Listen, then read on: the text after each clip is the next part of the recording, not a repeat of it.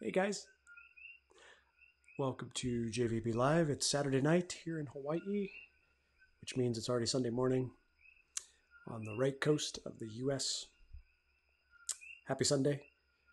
Uh, Today was a tough one. I was doing a lot of work today, and it was, I'm sure you've had those days where you feel like you really got stuck in trying to get some things done, and that was my day today. So um, I had some spurts in my productivity this morning, which were frustrating. A lot of them were technology issues, not related to this live stream, but with some other stuff that I do, just accessing certain websites and whatnot. It was a tough day, but alas, I'm here. My family's asleep, so I can have fun and do this live stream.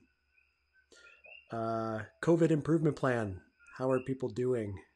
Mine is coming along. This live stream is one of my COVID improvement plans. What is the COVID improvement plan? It's a way to get better at a skill, get better at exercise and nutrition, to really nail down on some things that maybe you don't have enough focus or enough time to focus on, energy to focus on when you have a full-time job or when you're not in your house all the time, and get better at it. So one of my philosophies that I've passed down to my direct reports and subordinate leaders over the last 5 years or so is this concept of 1% incremental improvements. And so really to be successful in something, a lot of people who are successful will suggest that the best way to do it is to develop habits and patterns and processes that will bring you success over time. You'll get this cumulative effect through a process rather than setting a goal and then striving for that goal. And then once you reach the goal, what next? You've accomplished that goal, and now the discipline and the focus you had to get to that goal, you now kind of don't have a outlet or a new goal for that discipline and focus. And so sometimes the discipline and focus or the habits can just fall by the wayside. You'll see this a lot with actors who will get in shape for films. I think it's Gerard Butler. I think I read a piece.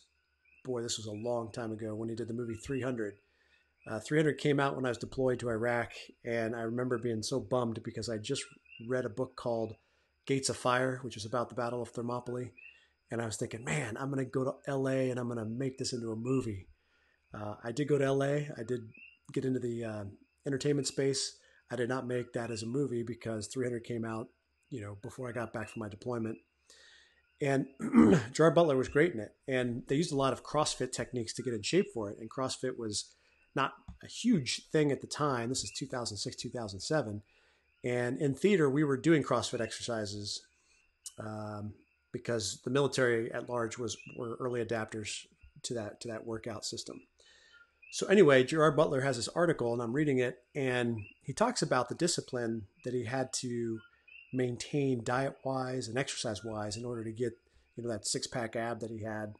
And and then he says, right after they wrapped the film, the first thing he did was go, down some ice cream, and down, the diet just kind of went out the window.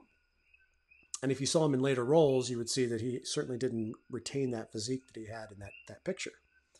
So now I don't know anything about Gerard Butler, but that would be perhaps an example of a goal, i.e. the shooting of this film, and you've got to be in this shape and this, this look.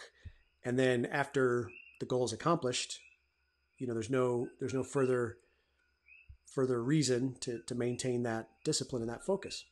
So I would submit that a better way is to develop the habits and patterns that are, the goals will come and go, but the patterns and the habits are going to stay all along. And this is what people like James Clear advocate in his book, Atomic Habits. So anyway, this live stream is one of that. So I'm trying to incrementally improve. And today's live stream, I have a couple pieces of equipment that I'm testing out. I've got this Blue Yeti microphone, USB microphone that actually has some really good audio. I'm listening to it in my earpiece, and I really like how this sounds. And then my camera is a Canon 80D, so I'm not using my laptop camera on this particular live stream.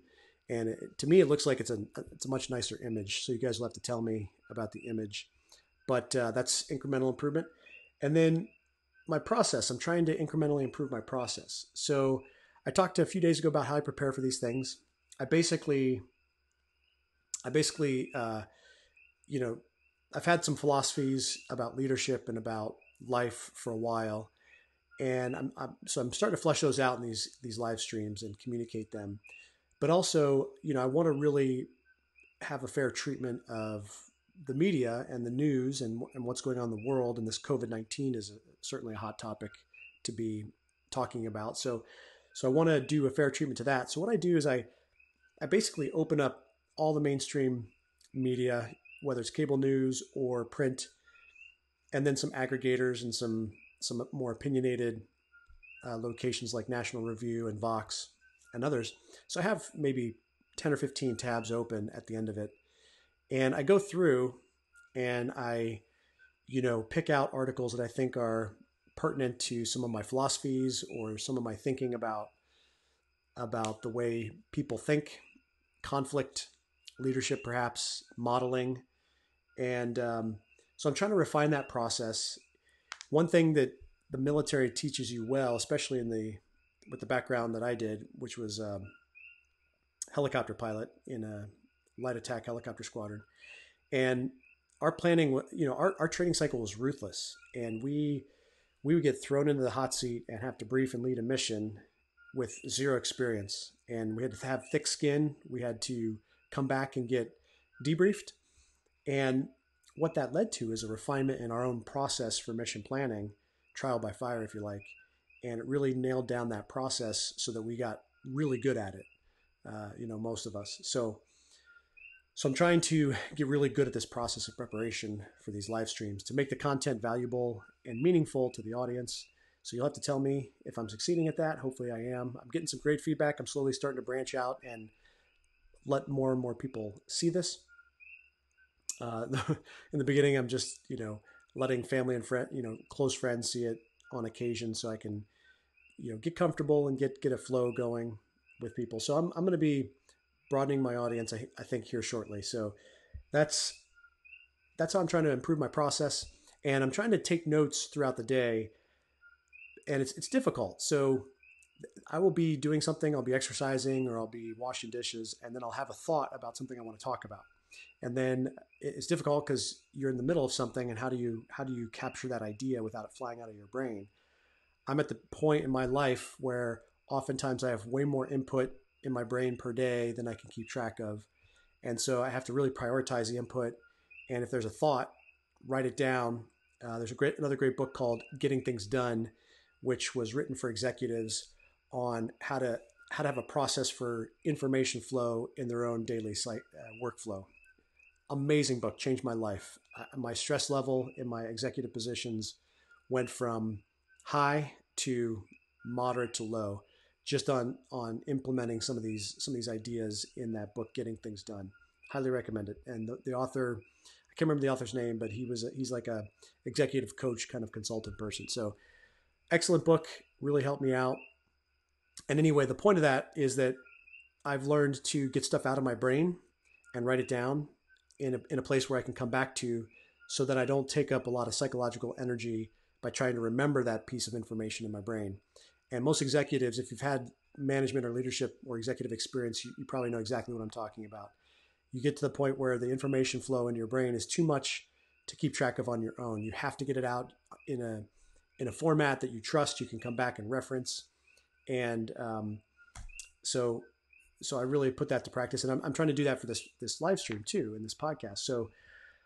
So I want to capture these ideas, and the way I do it is through Google Keep and notes on the phone. So I was washing dishes tonight, and I thought of something I wanted to talk about, and I just said, hey Siri, take a note, and then I articulated the note, and then of course it it didn't quite record it how I said it, and so I can't interpolate or interpret what Siri thought I said in one case. But anyway, I digress. So that's how I kind of keep track of things, and I'm trying to refine that and get better at it because I have a lot of ideas that don't make it into the podcast, don't make it in the live stream, and I wish they did. And I remember later, oh yeah, I was going to talk about that. And um, so anyway, that's a little bit about my process.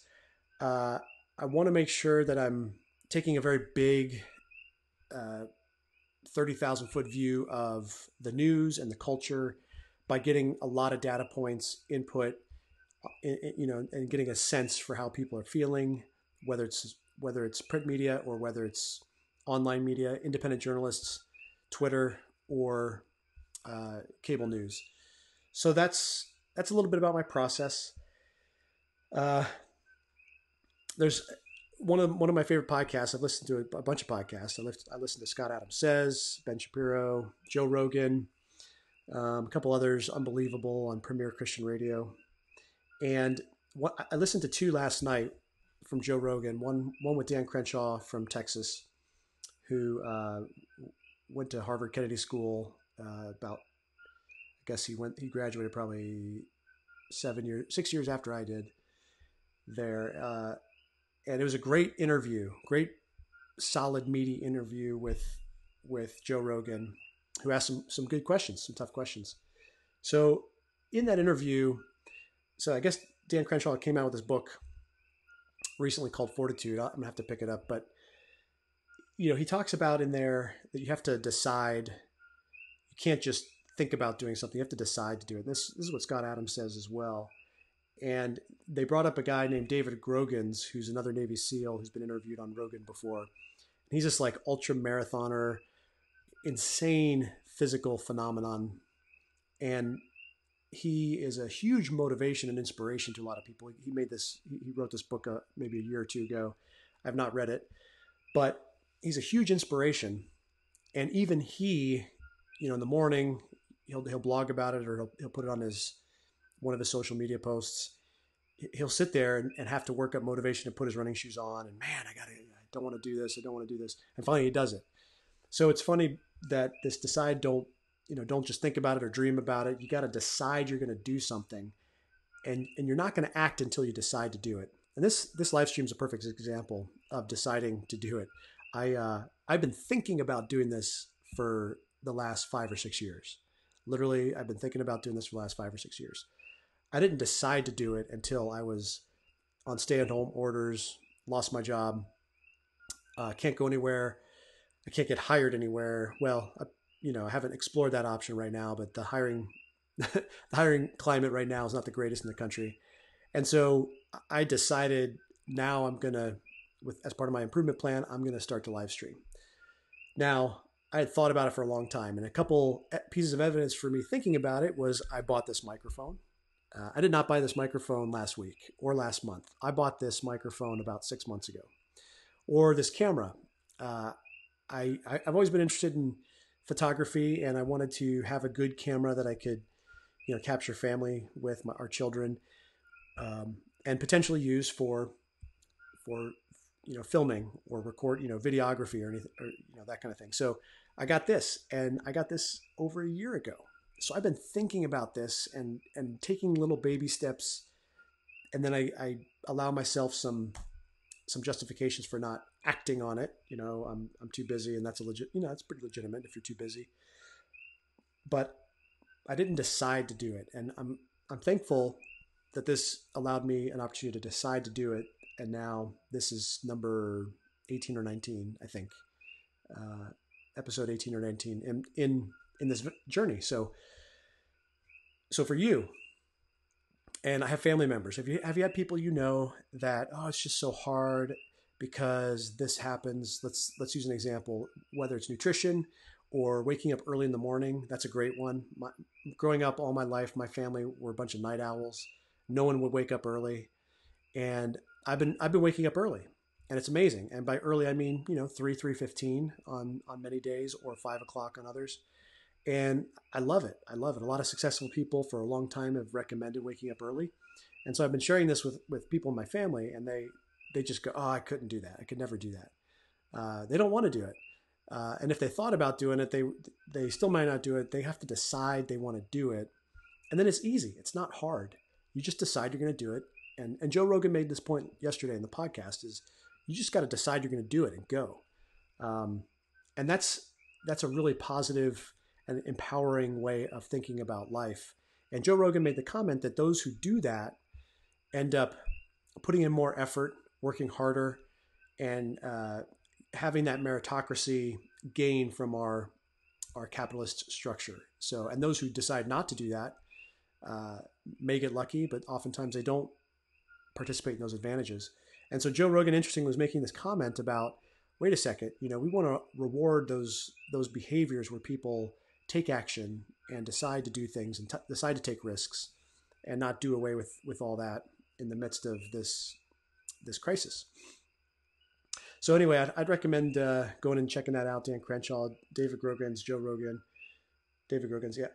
And as it pertains to this podcast and this live stream, I want us to collectively decide to have grown-up conversations about things. My goal is to elevate dialogue. I want to bring people together. I would prefer to keep it non-emotional as best we can. Certainly, we're all human, so we'll get passionate and emotional at times, and I'll say things that will trigger you, I'm sure. And you might make comments that trigger me, I don't know. But let's decide to have grown-up conversations. And this brings up a couple of conversations I've had in the last 12 hours or so with some friends. One friend on Twitter, another friend on text message. And it's funny because, I mentioned trying to keep emotion down.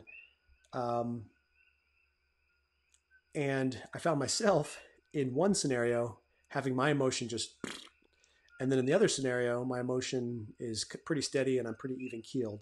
And I was trying to think about why, these discussions, which are disagreements politically, why in one case I'm pretty calm and collected with one friend who's on the other side of the aisle, and I get really emotional quickly with another friend that's on the other side of the aisle.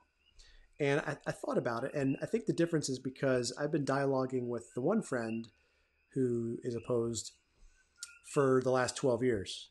And so we've had a long history of disagreeing and debating. And so I'm not really surprised by anything he says, and I respect it. And he's not really surprised by anything I say. He respects it for the most part. Now, this other friend, I have not had that background with him with those dialogues. He came to his decision to leave his former political party recently with the election of Trump. So he and I have not had a steady background in that disagreement. In fact, the only conversations that we've had about it have been very, very heated. And interestingly, he's become a very emotional person about this, which is a deviation from how I remember him when we were younger. So anyway, that was going back and forth on Twitter, and I found myself with my friend I don't have that background with. We used to agree way more than we disagree, and I found myself ramping up emotionally. And so I was trying to relay in this text thread, this back and forth, that it doesn't help if we're so emotionally charged that we judge and condemn people on the other side. That doesn't elevate the dialogue. It doesn't help. There's no value in that. So maybe don't do it. Maybe don't do it. And I was trying to take that to heart for me and say, okay, how do I not condemn or judge the other side and allow my emotions to rule my thinking on the issue? And I decided. So I'm a Christian, and there's a Christian ethic, which is love your enemies, pray for those who persecute you. And it starts to remove your ego from, that ethic, I think, starts to remove you from the equation. You can almost dispassionately still love the person and listen to them and acknowledge their viewpoints, even if you don't agree, and look for opportunities to offer your opinion and your input.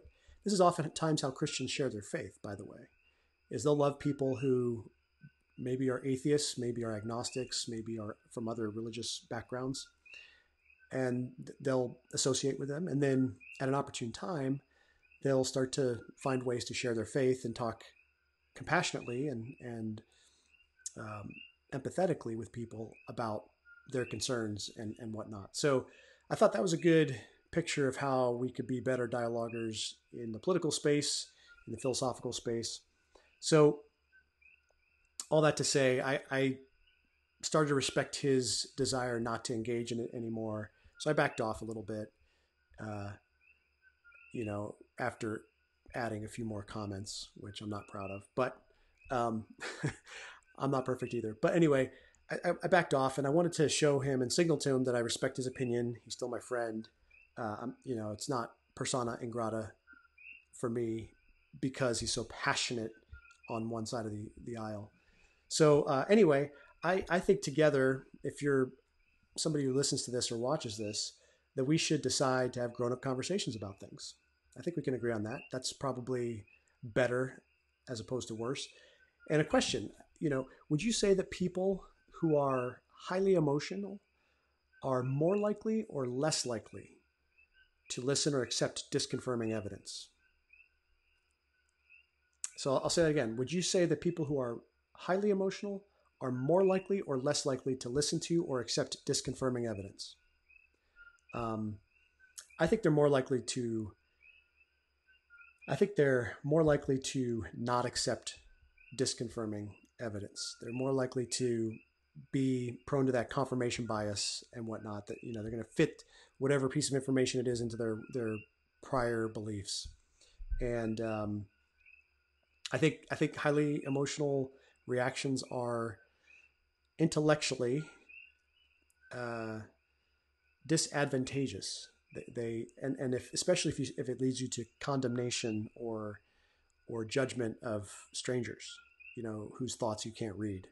So that's all I'll say on that. But this there's narratives that we all form about life and about our worldviews, about our political views, about our religious views, our values. Um, and I was introduced to this concept, this narrative making, early, maybe 12 years ago, by a gentleman, Nicholas Taleb, Black Swan. I talked about him yesterday. And as soon as this COVID thing hit, I started talking about it as a Black Swan event because I remember the Black Swan concept from his book. But it was his book also that talked about how we make narratives and we make models of reality, and we fall in love with those narratives. We fall in love with those models. He was making the point that any kind of narrative or model that you make is going to exclude information that might be pertinent to the outcome of that model or that narrative. That was the first time I heard that philosophical argument. And I've been coming back to that for the last 10, 12 years. And, he says we fall in love with models at our own peril. And this has led me to a healthy skepticism. This really connected with me because, I had a mathematical background with engineering. I was an electrical engineering in undergrad, and have been skeptical of models. I've been skeptical of a lot of models, and I was skeptical of the COVID models. And I've talked the last week or so about modeling in COVID and about different studies that have come out. And I'll talk in a bit about another one that I just learned about yesterday. So,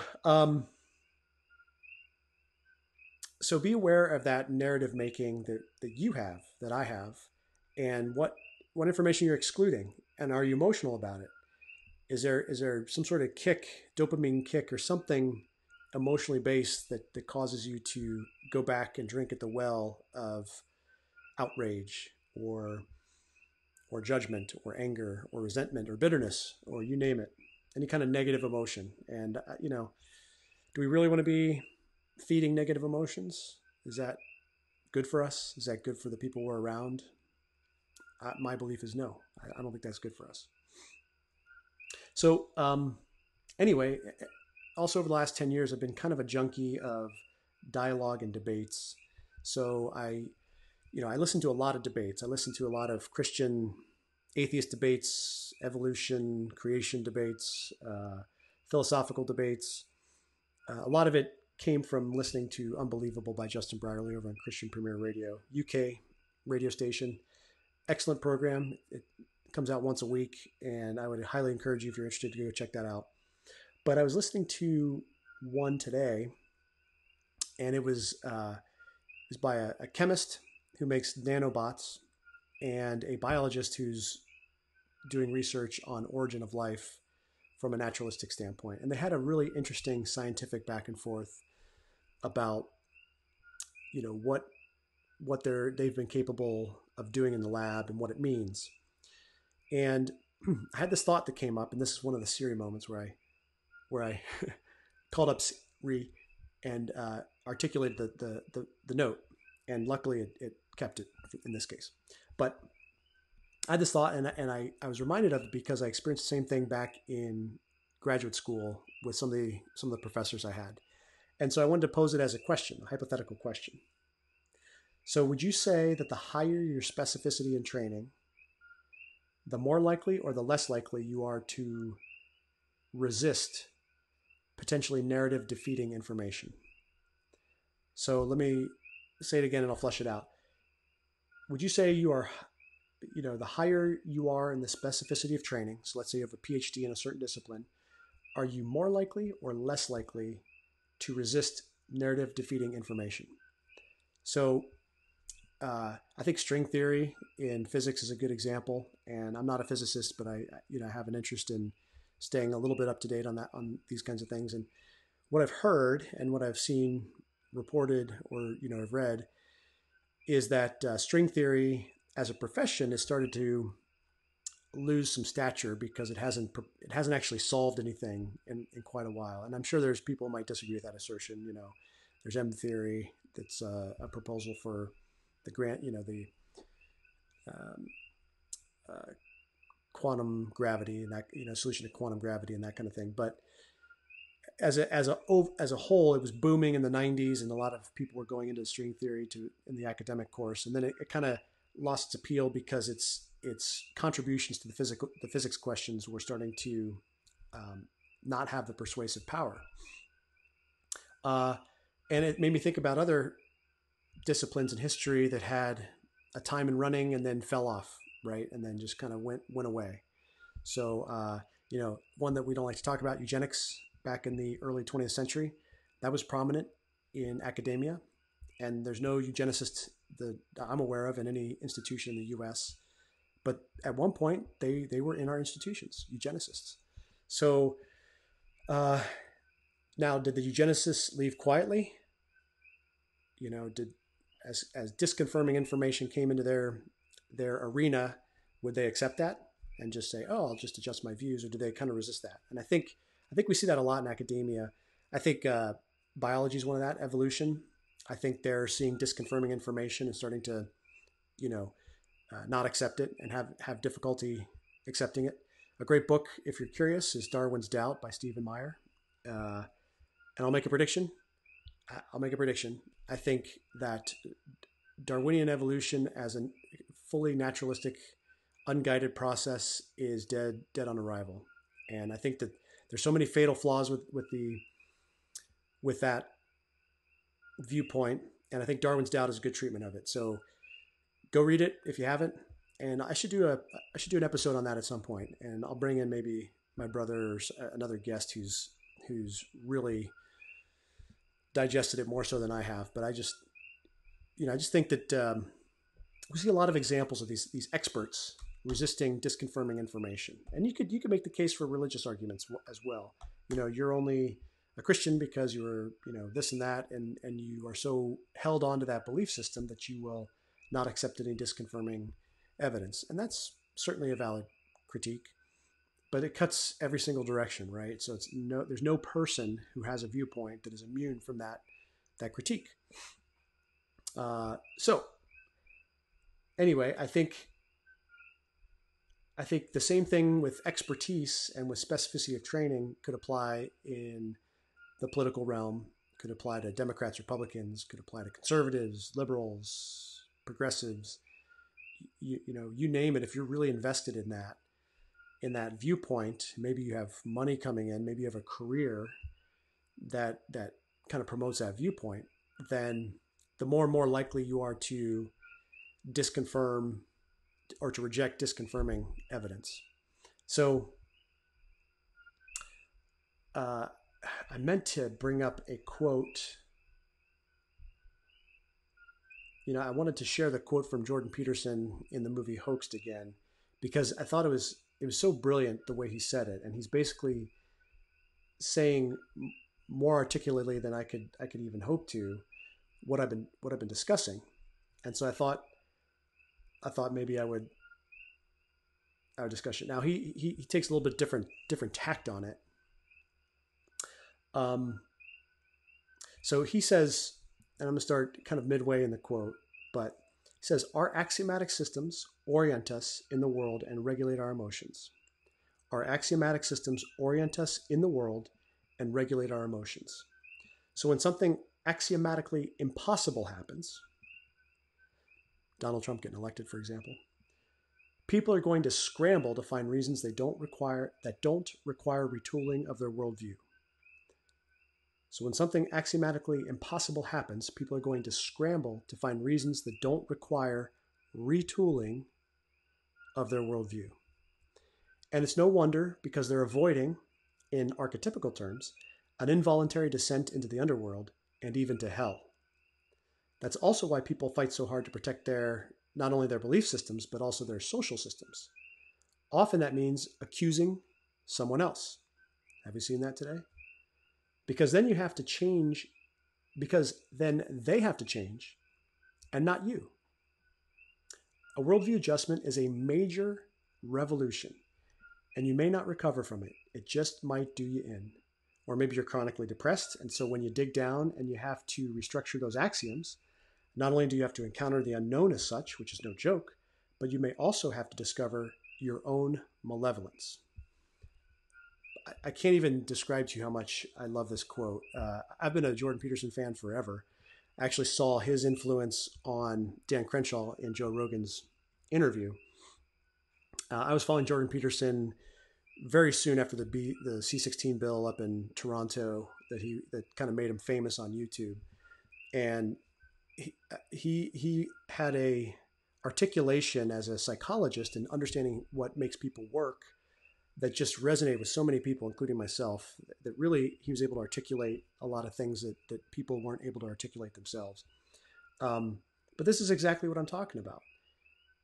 So it's often means you accuse someone else. If you have something axiomatically impossible happen, you accuse someone else, because then they have to change and not you. There's another way of thinking about this, which is what Scott Adams would say, and he said this in the same film that this quote came from, the movie Hoaxed by Mike Cernovich. So, and I have to paraphrase it, but basically Scott Adams said, if you've concluded that somebody's evil, then anything they say or do is going to be proof that they are evil. So in other words, you're going to fit the information coming into you into your pre-existing prior judgment. And this is confirmation bias. So this is the narrative discussion, where you fit new information that should maybe move your narrative or adjust it. You fit the information, you either reject it and dismiss it, or you fit it in and make it evidence for your narrative. So we all do this. We all do this. And I hope that in the context of this dialogue that we have, that you can start to recognize it, avoid it, and maybe teach other people about it, and join with me in raising the dialogue to a grown-up discussion and not a fifth grade recess session. So anyway, I mentioned the other day also the fog of war analogy. So I wanted to briefly cover this and then move on to some other things. So a lot of my philosophy about life and about politics comes from war fighting, MCDP 1, business, small business, where you have opposing viewpoints, almost kind of like opposing wills, not quite the war, escalation, thankfully. But it's a war of ideas, and it's a war of businesses perhaps competing for the same customers. So I wanted to talk about uncertainty and the fog of war. So I mentioned this the other day. All actions in war take place in an atmosphere of uncertainty, or the fog of war. Uncertainty pervades battle in the form of unknowns about the enemy, about the environment, and even about friendly situations. While we try to reduce these unknowns by gathering information, we must realize that we cannot eliminate them or even come close. The very nature of war makes certainty impossible. All actions in war will be based on incomplete, inaccurate, or even contradictory information. War is intrinsically unpredictable. At best, we can hope to determine possibilities and probabilities. This implies a certain standard of military judgment. What is possible and what is not. What is probable and what is not. By judging probability, we make an estimate of our enemy's designs and act accordingly. Having said this, we realize that it is precisely those actions that seem improbable that often have the greatest impact on the outcome of war. So I mention this because I feel like COVID-19, we're still kind of in a fog of war state. And Dan Crenshaw made a nice analogy that I've heard before from Scott Adams and others that, we are in a tactical retreat with the lockdown and the stay-at-homes. And now we're going to come out and start advancing towards the enemy. And I think that's a proper way to go. But the other reason I wanted to mention the fog of war is because I feel like this is a good analogy, not persuasiveness necessarily, but an analogy for how we go through life in this fog of war. We have these competing ideas. We have incomplete information about those ideas and those positions. It's dynamic. We don't know which is right necessarily always. And so we have to take action and take decisions based in that environment. And in theory, what warfighting goes on to teach is that you're making adjustments as new information comes in, and your probabilities change and your possibilities change. So you're making adjustments as new information comes in, but you're constantly looking for that new information. So you're looking for information to either confirm your predictions and your estimations or disconfirm, because if in combat, if you're on the wrong path, you want to know it, and you want to know it through information. Sadly, that doesn't necessarily translate always into the political dialogue or the philosophical or religious discussions, meaning that if you're wrong, you don't want to know it. Typically, I mean, some might want to know it, but if you're wrong in your conclusion on a policy or on a person, a politician, or on a party, or you name the issue, if you're wrong on that, you kind of don't want to know that, and this fog of war analogy hopefully helps also illustrate what I want to accomplish, which is, no, we should look to have that dynamic equilibrium with our thinking on issues, and seek that out, and we will get emotional, and we will have this tendency to resist the new information. And new information is not bad. And new information won't necessarily cause us to change our predictions or our probabilities or our way of thinking of things. In fact, sometimes you will take that new information, you'll have a reaction to it, you'll want to reject it, but then you'll look at it more objectively, and you'll pull out a silver lining here, and you'll see the flaws in this other portion. So you'll actually gain value, and maybe give value to the person who presented it to you with a flaw that they didn't see before. So hopefully that happens. And an example of this is just what happened in the Medium article the other day, presenting this new model, extrapolating the bell curve of Iceland COVID-19 cases, and making some assumptions about the transmission rate, and then backfilling what 3 countries in Europe where their actual infection rate should be. And they concluded that the number of infected people is way, way higher than what we're currently testing. And so that leads to the denominator changing for the mortality rate calculation. And this mathematician actually got a mortality rate of 0.06%, which is fascinating, because it actually matched closely the death rate of an independent mathematician from Israel. So I'm skeptical of models. I was skeptical of the epidemiology models. And this is a great example. So I read this article. It was presented to me from some Harvard colleagues. And so I read it with enthusiasm, smart people sharing it with me. And so I read it. I was like, yeah. And then there were 16 comments. So I read the comments, and the comments pointed out some flaws and some things that his analysis did not account for. And I said, that's right. Okay, so that chips away at the model. And then this other comment, that's actually pretty serious. Like, he should really have accounted for that. And then on down the list, and the impact was latch on to this confirming piece of evidence because it calls into question the epidemiology models.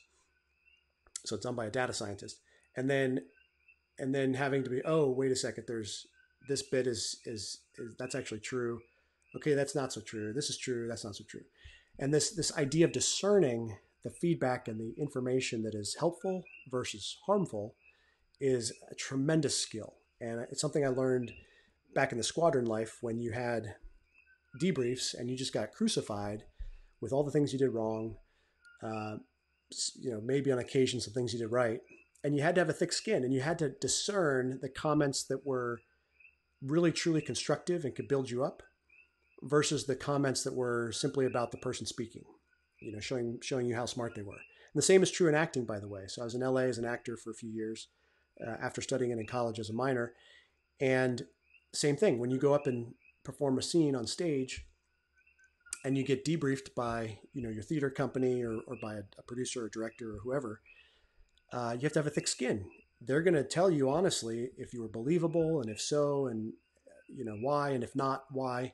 And same thing, if you had a big theater company and there's a lot of acting training happening, you'd have feedback from fellow performers, from the director of the theater company, and you had to discern which comments were gems that you could use, that you could carry with you and improve, and which comments were not really there for your benefit. They were there to maybe cause doubt, maybe to embarrass you, maybe to have people focus on them and what they were saying. And that discernment is very, very helpful. I think you can translate that concept over to the political space, the debate space, the philosophical space. We want to discern from people who disagree with us, like Jordan Peterson says, coming back to him, assume that the people you're talking to can teach you something. And you can find something in that dialogue, even if you disagree profoundly, that you can learn from. It's imperfect. I'm not perfect at it, but hopefully together we can get better at it, and you'll start to develop a skill, develop this craft of identifying those opportunities. That would be my hope. Okay, so I talked a lot about all that stuff, about 40 minutes worth. I want to briefly cover some updates on COVID, and then I want to talk about a little bit of politics, and then we'll be done. Just a short session on COVID and politics. So COVID updates.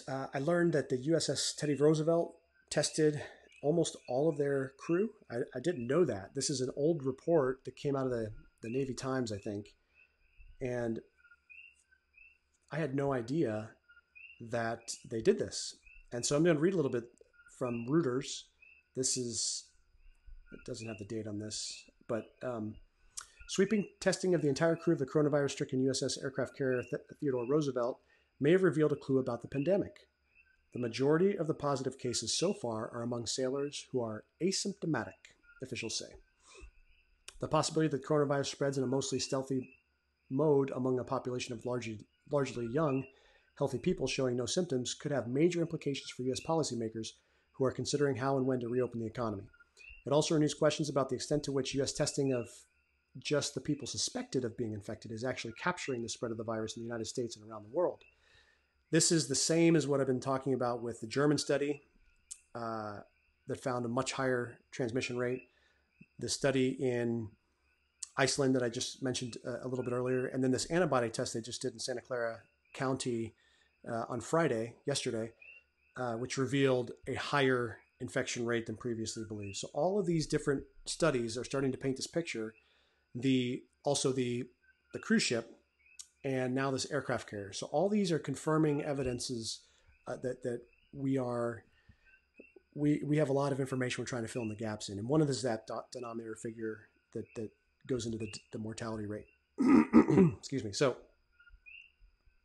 the Navy's testing of the entire 4,800-member crew of the aircraft carrier, which is about 94% complete, was an extraordinary move and headline grabbing. Roughly 60% of the over 600 sailors who tested positive so far have not shown symptoms of COVID-19, the potentially lethal respiratory disease caused by coronavirus, the Navy says.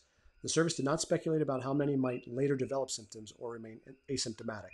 So, of course, you could say, well, they're not symptomatic at the time of the test. Maybe in a week they will, a couple days. So if we don't know that, we don't really know the full implication of this event. The figure, skipping down a little bit, the figure is higher than the 25% to 50% range offered on April 5th by Dr. Anthony Fauci, director of the National Institute of Allergy and Infectious Diseases, and a member of President Donald Trump's coronavirus task force.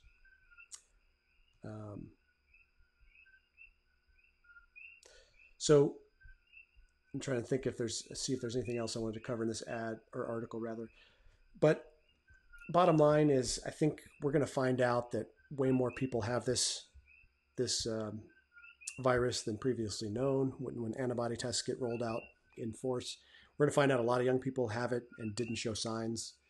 And I forgot the New York study where they tested all the pregnant women who came in, the mothers, expectant mothers, and that suggested a 15% infection rate and about a 3% symptomatic rate.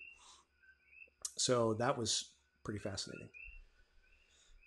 Okay, so another piece of information that is kind of in that line of reasoning that hopefully you've stuck with me on for the last 2 weeks about modeling and about the numerator and the denominator, and how we have to constantly update our expectations and our probabilities and our predictions with new information.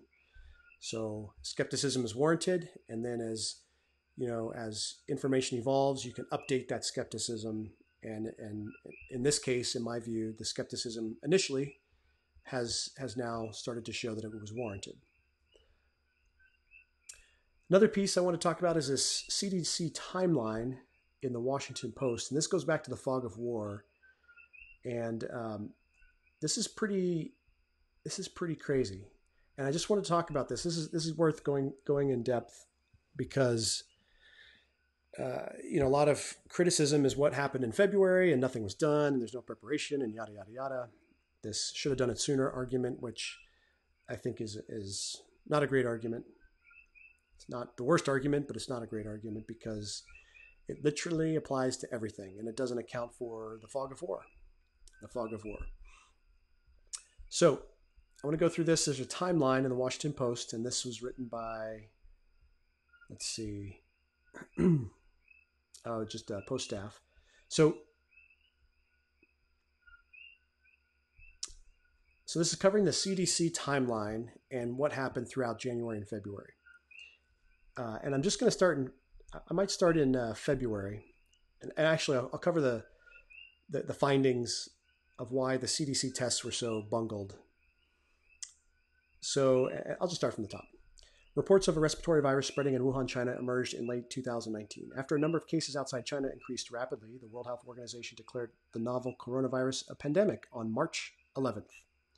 With no cure or vaccine currently available, diagnostic testing is crucial to containing the spread of the virus.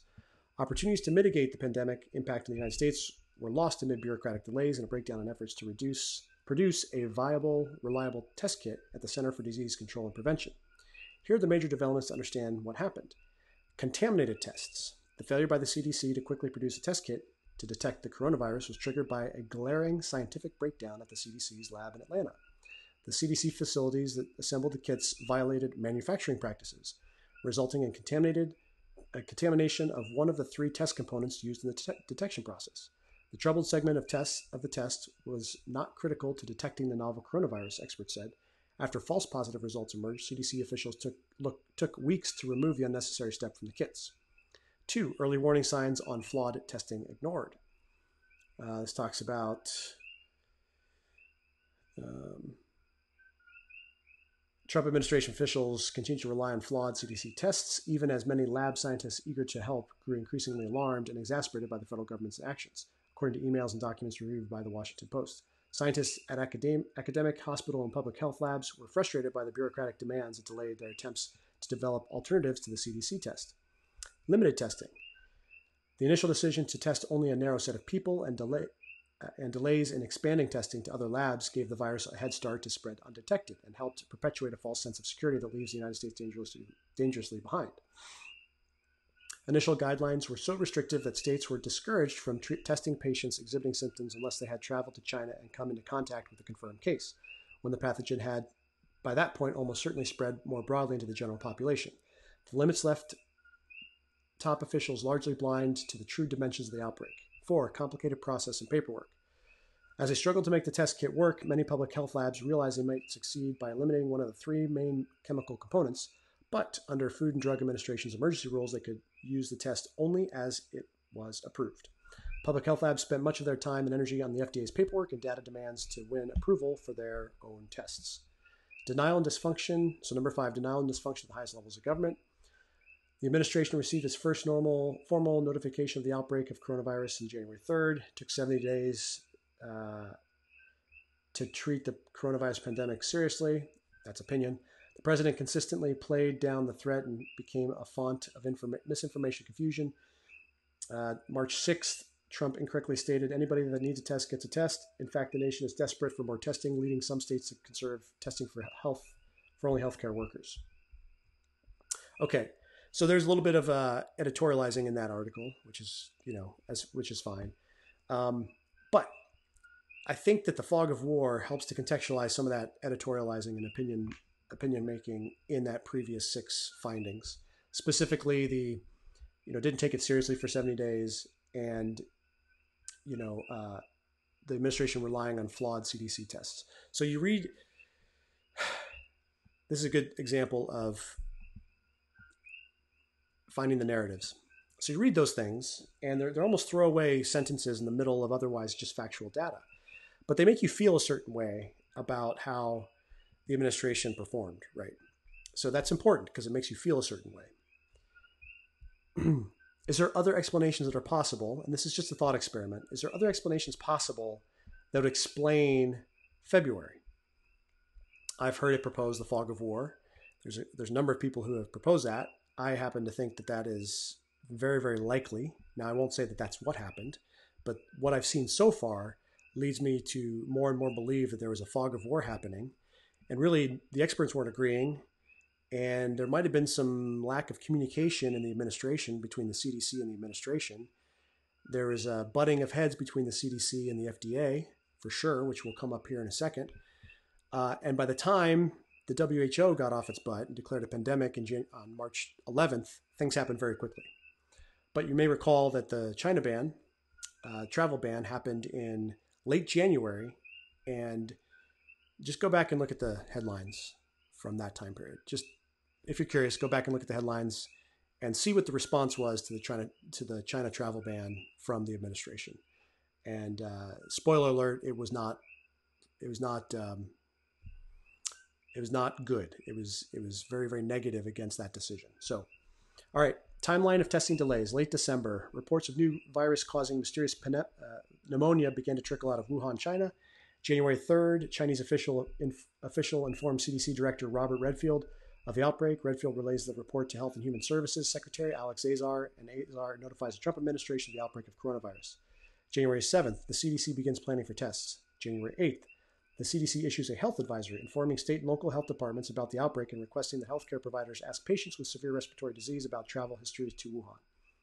So in the Federalist discussion between who's more liable for preparation, the states or the federal government, what's interesting to note is the CDC advises state and local health departments on January 8th that this outbreak and to kind of be on the lookout for it. So January 8th is kind of the earliest preparation date at the state level as well as the federal level.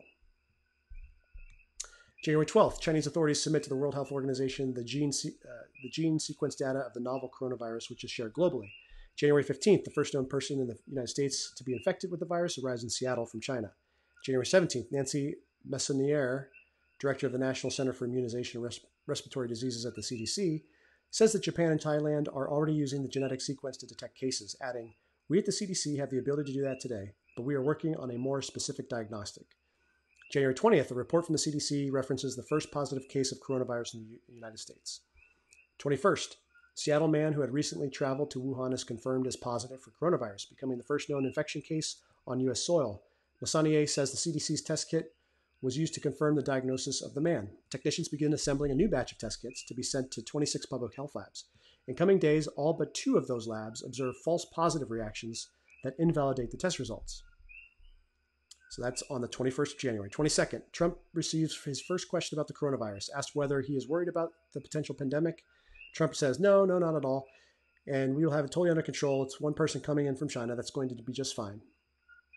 He's an optimist. 24th, the CDC shares the details of the U.S. test publicly. 27th, the CDC raises its travel warning to the highest level, urging U.S. citizens to avoid all non-essential travel to China.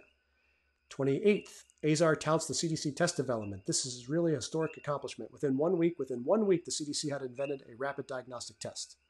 January 30th, WHO declares the outbreak a public health emergency of international concern. January 31st, the next day, the United States declares a public health emergency, triggering emergency use authorizations. Although this process is designed to speed the development of diagnostic tests and intended to keep the quality of testing high, it would eventually lead to delays in the development of coronavirus tests at clinical labs. The policy discouraged labs from developing in-house testing because it required the approval of the FDA to do so. So we have this bureaucratic friction of labs requiring FDA approval. That takes time. So that's kind of important to add to the fog of war and the friction present in the atmosphere in February. And note what else happens on January 30th and 31st that is not mentioned in this article, and that's the shutdown of travel to China. February 4th, the CDC receives the first emergency use authorization from the FDA and prepares to distribute its tests more widely. The CDC will ship out about 200 test kits to labs nationwide. It is the only test kit design available in the United States. February 5th, the CDC informs clinical labs of the new test kit. February 6th through 9th, the CDC begins to distribute 90 kits to state-run health labs. Meanwhile, the World Health Organization reports it has shipped 250,000 test kits around the world. February 8th, additional CDC test kits arrive at labs in New York, Nebraska, Colorado, Minnesota, and elsewhere. By the end of the day, lab directors share bad news. They aren't working properly. Through the weekend, lab directors share notes on the tests and start to realize this could be really bad. This is February 8th. February 10th, the CDC confirms the 13th coronavirus infection in the United States. At a political rally, Trump declared the virus will go away by April, in theory. When it gets a little warmer, it goes away. So what do you think? Do you think that Trump knew about the CDC test kits and some of those problems that were known February 8th? Do you think he knew that by February 10th at that rally?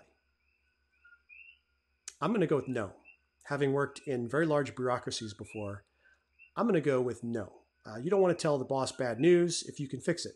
So my hunch is if these people are like people I work with in federal government, then they're going to try to fix it. And they're going to try to wait. There's an adage that bad news doesn't get better with time. But if there's an embarrassment because you goon things up, you might want to delay a little bit and try to fix it yourself before you tell the boss. So my hunch is that Trump was operating on information he had before February 8th with this comment by April, in theory it gets a little warmer and miraculously goes away. And I remember reporting back then that, a lot of viruses die off in summer months and above a certain degree Celsius. And I remember actually seeing the Celsius published as, 26, 27, 28 degrees Celsius, where that would kill the virus. I remember seeing that in some of my capacities with some of my positions at work. So that's February 10th. February 12th, the first public hint of trouble with the test kits emerges when the CDC's Messonnier mentions unspecified issues at the public health labs. Some of the states identified some inconclusive laboratory results, Messonnier tells reporters. We have multiple levels of quality control to detect issues just like this one. Okay, so some issues. Not clear the extent. That's on the 12th. 13th, Azar testifies in Congress that the CDC is working with 5 cities to add coronavirus testing to its regular flu surveillance to see whether there is a broader spread than we have been able to detect so far. The labs are in Chicago, Los Angeles, New York, San Francisco, and Seattle. However, the tests do not work. That's not a quote. That's what the article is saying. Susan Butler Wu, director of medical microbiology at the Los Angeles County and University of Southern California Medical Center, warns in an email in response to an inquiry from Congress, we're screwed from a testing standpoint if this thing takes off in the U.S. So she emails Congress. So again, it seems like Azar is aware that these things might be spreading, but they're still trying to get a sense for what the extent of the problem is, in my view. And again, it's not clear that this is getting to Trump's ear. And you remember that Trump traveled to India, and this is literally less than a week after the vote on impeachment. So we forget that impeachment, I think the vote was February 6th. So this is how fresh all this information is. Fog of war in February. February 14th, the United States has 15 confirmed cases, mostly in travelers returning from Wuhan. February 15th, the Association of Public Health Laboratories Lab Alert reports that there are issues with the CDC's instructions for testing. CDC's instruction for testing. Okay, not the testing, the instruction for testing. So that's 15th. 18th, the CDC warns clinical laboratories across the country against testing on their own without FDA approval. Meanwhile, it has still not provided public health labs with instructions on how to modify its test to make it work properly. February 23rd, Timothy Stenzel, a top FDA official for regulating diagnostic devices, meets with CDC officials in Atlanta to discuss the malfunctioning test kits. Stenzel will conclude that the problems are caused entirely by the CDC's in-house manufacturing. He soon advises the CDC to assign any additional manufacturing of the kits to an outside contractor. That's February 23rd, okay? That's the FDA telling the CDC that the problem is because of an in-house manufacturing defect. 23rd. 24th, the Coalition of Public Health Labs asked the FDA for permission to make their own tests. Quote, we are now many weeks into the response with still no diagnostic or surveillance tests available outside of CDC for the vast majority of our member laboratories, end quote. February 25th, in a congressional hearing, Senator Patty Murray from Washington presses Azar, the HHS secretary, on whether the CDC test was faulty. He denies that the test does not work, but in a news briefing going on about the same time, the CDC's Messonnier says that she was frustrated about problems with the test kits and that the CDC hoped to send out a new version to state and local health departments soon. Okay, so again, that's not really saying anything. That's saying they're frustrated. They're hoping to fix it soon. Okay, people are frustrated. There's some issues. Public's understanding of that. Presumably Congress would be understanding of that. There's still a friction. No one outside the CDC, in my view, and maybe the laboratories they were working with, really understood the scope of this problem. And this is often the case in large bureaucracies, is people outside of that silo aren't completely aware of the gravity of that situation. And there's a huge persuasion thing that has to happen from that silo of information getting out to other people and the decision makers.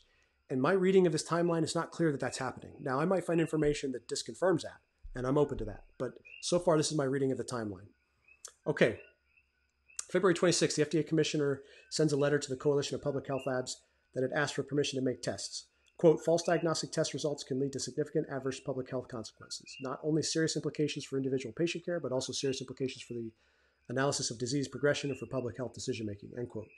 The CDC announces to public health labs that a workaround for the test has been approved, February 26th, the day after the frustrations. Okay. 27th, so maybe everything's good. 27th, Redfield, the CDC director, testifies to the House Foreign Affairs Subcommittee on Asia, the Pacific, and Nonproliferation that the CDC believes, quote, that the CDC believes that the immediate risk of this new virus to the American public is low. Redfield, the CDC director, on February 27th, testifies, quote, CDC believes that the immediate risk of this new virus to the American public is low, end quote. February 27th, fog of war. On a conference call with a range of health officials, a senior FDA official lashes out at the CDC for its repeated lapses. Jeffrey Shuren, the FDA's director for devices and radiological health, tells the CDC that if it were subjected to the same scrutiny as a privately run lab, quote, I would shut you down. Privately, the CDC concludes that a much broader effort to testing is needed. February 28th, dozens of clinical laboratory scientists from across the nation write to Congress asking for permission to create new tests, saying this regulatory process is significantly more stringent than that required for every other virus we test for. 47 days after the Chinese had distributed the virus's genetic sequence, the CDC abandons the test's once touted third component. Messonnier announces that the component can, quote, can be excluded from the testing without affecting accuracy, end quote. February 29th, the CDC announces the first U.S. death from the virus, the man in his 50s in Washington state. So far, the CDC and public health labs have tested only 3,999 people nationwide. The FDA announces a new policy to make it easier for hospital laboratories to develop their own tests. March 1st, New York confirms the state's first case of coronavirus.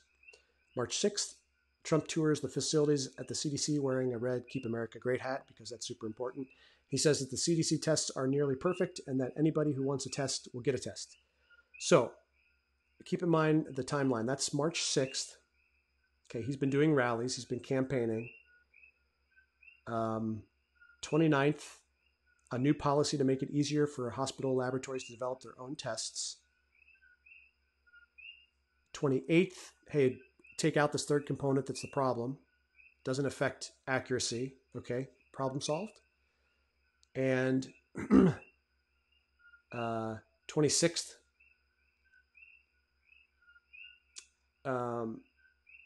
CDC announces to public health labs that a workaround for the test has been approved. So you can see that there's this, is it really bad? No, we've got this, and then bad news, and then, hey, we got a workaround, and then bad news, no, just discard this third component. And this is the fog of war, this evolving situation. Okay, so this is taking a long time, but this is important. So March 11th, the World Health Organization declares a coronavirus pandemic. Redfield tells the House Oversight and Reform Committee that the malfunction with the test kits was caused by either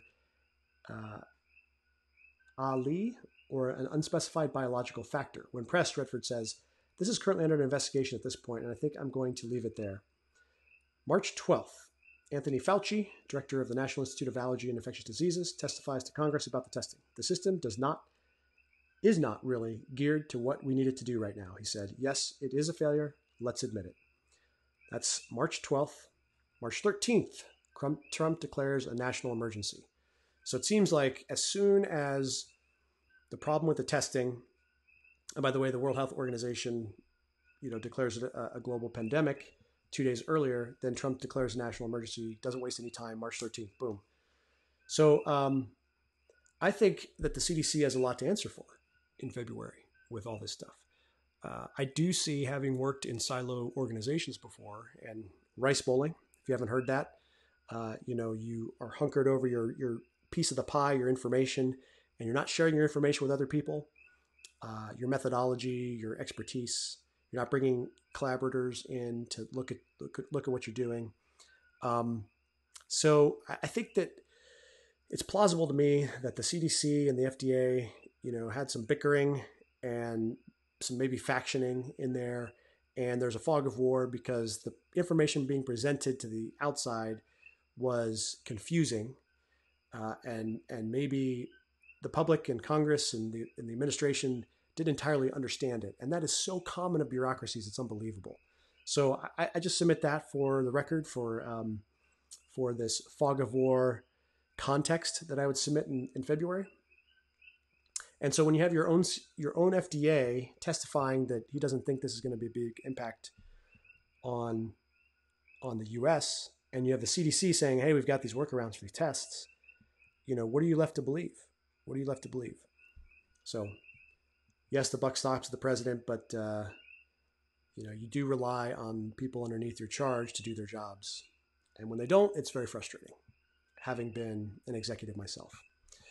Okay, so that was a lot, but I think that was important to kind of talk about the fog of war defense in February, because a lot of the arguments criticizing the response was, we wasted February, now there's blood on people's hands, and it gets super emotional, and that's just dumb. Okay. Now the states, meanwhile, are starting to open up, and we're going to see Texas opening up this week. Greg Abbott was on Breitbart just tonight, I think. And you can compare that to Michigan. Michigan's been having protests against their governor with the lockdown there. So a lot of interesting, again, federalist type issues, national government versus the state governments, and the different approaches that different governors have taken. So it'll be interesting to see in the aftermath the type of lockdown imposed by the different governors, and if there's a correlation with where the protests were. The New York Times also had this long piece about what the next year looks like, the long, hard year down the road. But it was interesting because they interviewed a bunch of experts. And one thing that stuck out in the report was all the experts were health policy experts, public health experts. Is that the only thing that's going to make it hard this next year? Let me ask you right now, if you're going to try to figure out how bad the next year is going to be, would you only go ask public health experts?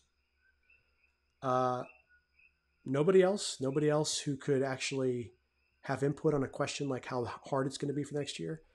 I'm being a little bit facetious, but you can see my point, that you want economists, you want business people in that conversation, because this is real people with real jobs. I've been laid off. I've been laid off by my company because of this coronavirus and because of the impact on demand for my company.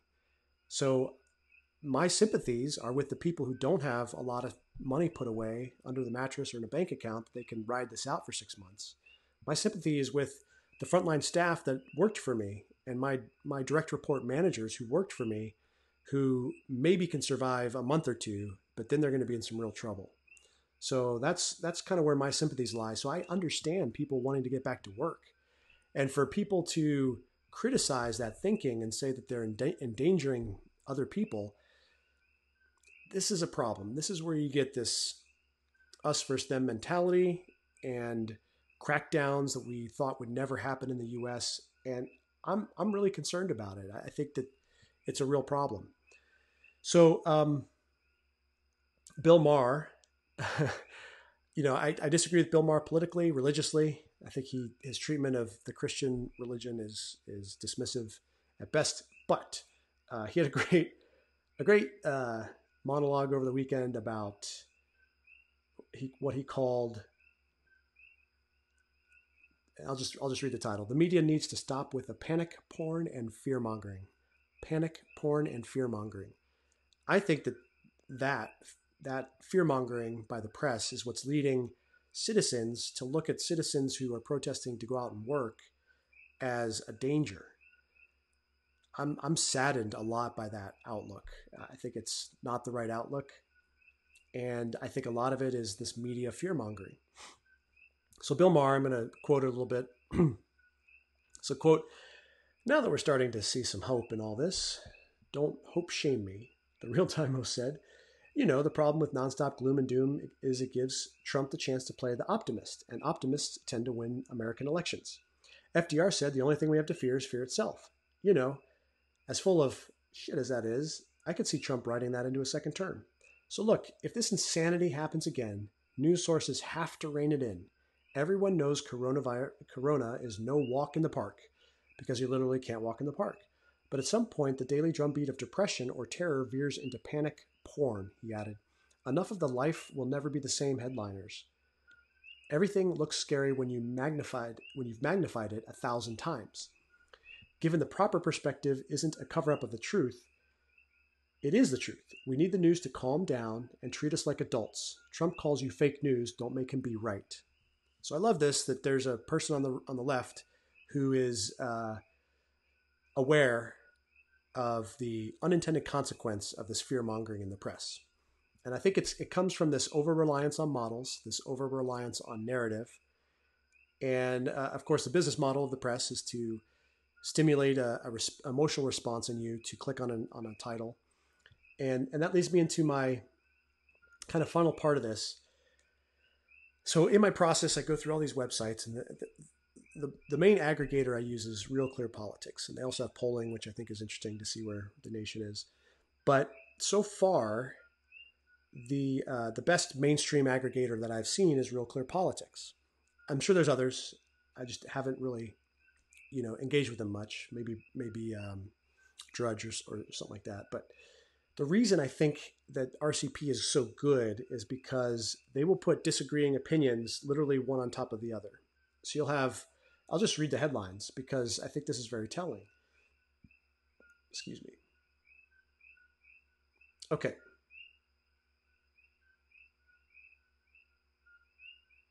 Okay, so this is just from today, Saturday, and it's a little bit down in their feed, but article on the top is a mail-in election would be rife with fraud, and it's from a guy from the Washington Examiner. Right below that, mail-in voting is the only safe way to hold 2020 elections, and that's Noah Feldman from Bloomberg. So you have two diametrically opposed viewpoints literally right on top of each other. Now, if you went to these different publications, dare I say, if you open up these articles, you're not going to have the treatment of the opposing view likely in that article and that treatment. So if you just read one of them, you're not going to get the full picture. But if you read both of them, you'll get the full picture, and you'll get persuaded with which one you think is right. And I think that should be the goal of the media, is to present the two sides in a Steelman format. Hey, here's the good arguments. Here's the assuming the best arguments for both sides, and then the reader can decide which one it is. And my bet is if you read this, then there could be a bad faith argument in one or both articles about fear mongering or about, this is the only or the. I want to be careful because whenever you say words like only or always or never, be on the lookout, because that kind of language isn't usually accurate or true or helpful. So anyway, I just if you're curious about getting both exposures, then I would recommend Real Clear Politics. And I'd also recommend another exercise, and I found myself doing this in preparation for these podcasts and live streams, and that is go through the headlines and see what kind of captures your attention, right? And see what's going to cause you to click on it. Because people are studying this. The media knows which articles and which headlines are going to get you to click and which ones are not, and which wording is going to get you to click and which one's not. So it's usually tied to an emotional trigger. And I just challenge you to maybe for yourself, take inventory and take notice of what emotional reaction inside of your brain triggers you to click on one article versus another. Could it be that it's that the title of the piece suggests some sort of confirmatory evidence